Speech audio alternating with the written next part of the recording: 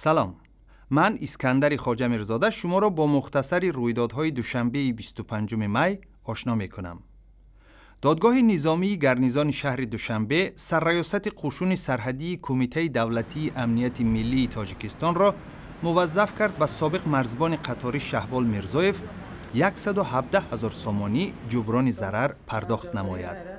دادرسی دادگاه حربی گرنیزان دوشنبه روز 25 می هنگام قرائت حلنامه گفت که تقاضای میرزایف قسماً قانع گردانیده خواهد شد.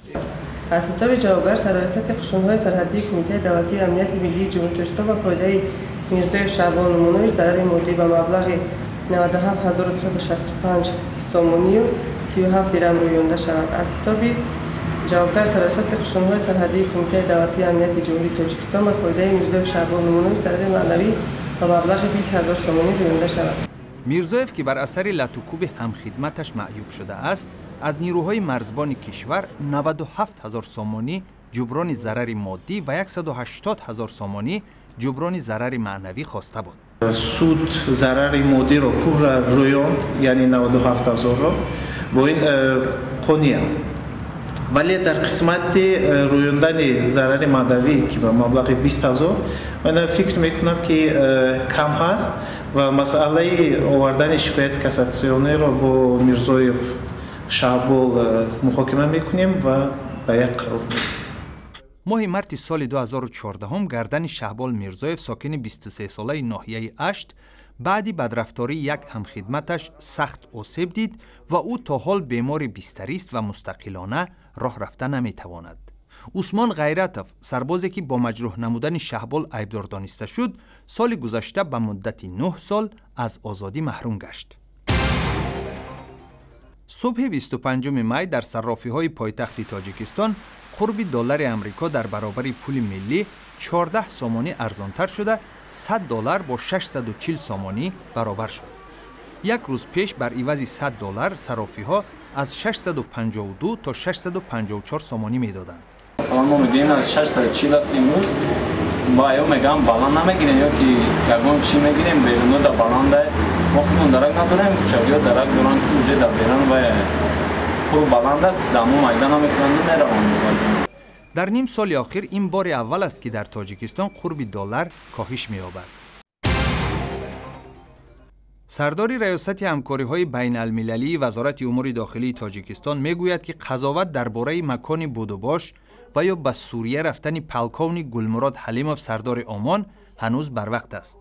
خانم سالیوه که درباره موضوعهای مورد بحث نشست وزیران امور داخلی و ترتیبات جمعیتی کشورهای عضو سازمان همکاری‌های شانگهای صحبت می‌کرد، با سوال درباره غیب زدن پلکون گلمراد حلیموف رئیس عمان یا خود گروه تعیینات خاص وزارت کارهای داخلی نیز اطلاع داد.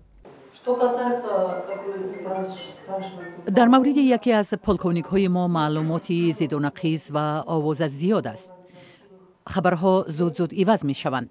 با فکرم برای پیشگیری از شرح غلط باید منتظر بود. ما به خدمات امنیتی چندین کشور جهان مراجعت کردیم و منتظری جواب هستیم. نباید در این مسئله پیش قضاوت شود و باید منتظری جواب باشیم. پیوندان گلمراد حلیموف میگویند او صبح 23 اپریل با وعده آنکه پس از 3 روز برمیگردد از خانه بیرون شده تا حال بینشان است. 12 می خبرگزاری آزیا پلوس با تکیه به نقل همصحبتش گفت حلیموف وقتهای اخیر به دولت اسلامی و ساختار و عقیده هایش توجه نشان داده به تبلیغ عقیده های آن پرداخته است و 10 نفر را به عوض مبلغ به سوریه برده است. در دوشنبه یک دوره آموزشی برای کارمندان نظام اجرای جزای جنایی، مقامات حفظ حقوق، مؤسسه‌های پوشیده و سازمان‌های حامی حقوق تاجیکستان در دایره لایحه محو خشونت نسبت کودکان در مؤسسه‌های اصلاحی در آسیای مرکزی برگزار شد. در این دوره آموزشی مقامداران کمیته حقوق کودکان سازمان ملل، متخصصان این ساحه از سربیا و قرقیزستان و همچنین تاجیکستان به حیث کارشناس شرکت کردند.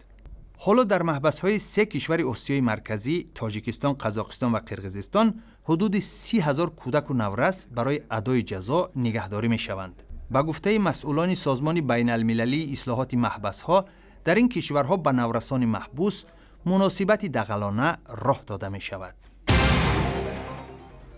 در مسابقه جمهوریوی بادی بیلدینگ یا خود بدنسازی بار دوم خورشید طالبوف غالب مطلق اعتراف شد. در این مسابقه که 24 می در پایتخت تاجیکستان دایر گشت، ورزشگران گوشه‌های مختلف جمهوری در 7 وزن سبقت کردند. اکثر داوران مسابقه خورشید طالبوف را در وزن 75 کیلوگرم غالب مطلق جمهوری دانستند. بادی بیلدینگ ورزش المپی نیست و طور طالبوف میگوید در حالتهای زیاد آنها از حساب خود و یا سرپرستان خصوصی خراجات تمرین و شرکت در مسابقه های بین المللی را پرداخت می کنند. و فقط سپانسرها هستند که مسابقه رو به دیگر شهر رو روان میکنند و یوردن آنها بود دستگیری آنها من به این چمپیونات ها میرم.